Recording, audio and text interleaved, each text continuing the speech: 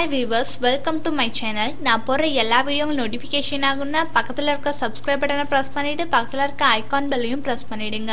பன்னீர் கீர் குழந்தைகள் முதல் பெரியவர்கள் வரை விரும்பி சாப்பிடும் சுவையான சத்துக்கள் நிறைந்த பன்னீர் கீர் எப்படி செய்வது என்று விரிவாக பார்க்கலாம். தேவையான பொருட்கள்: துருவிய பன்னீர் 1/2 கப், சுண்ட காய்ச்சிய பால் 3/2 கப், பால் 1/2 லிட்டர், உலர்ந்த திராட்சை தேவையான அளவு, பாதாம் பருப்பு தேவையான அளவு, ஏலக்காய் பொடி தேவையான அளவு, குங்குமப்பூ சிறிதளவு.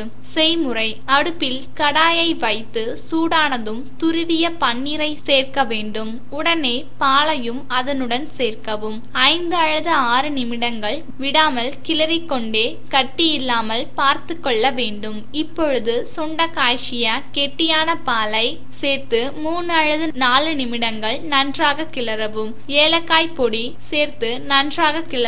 இதனுடன் உலர்ந்த திராட்சை மற்றும் நறுக்கிய பாதாம் பருப்பை சேர்த்து கிளறவும். நன்றாக கிளறி அதை ஒரு பாத்திரத்தில் மாற்றிக் கொள்ளவும். நறுக்கிய பாதாம் பருப்பை மற்றும் உலர்ந்த திராட்சை, குங்குமப்பூ அதன் மேல் தூவி அலங்கரிக்கவும். கொஞ்சம் குளிர வைத்து பரிமாறவும். சுவையான நாவிற்கு விருந்தளிக்கும் பன்னீர் கீர் ரெடி. மேலும் பிஸ்தா பாயாசம் செய்வது எப்படி என்று பார்க்கலாம். கிறிஸ்துமஸ் ஸ்பெஷல் பிஸ்தா பருப்பை வைத்து சூப்பரான பாயாசம் செய்வது எப்படி என்று பார்க்கலாம். இந்த பாயாசம் செய்வது மிகவும் எளிமையானது.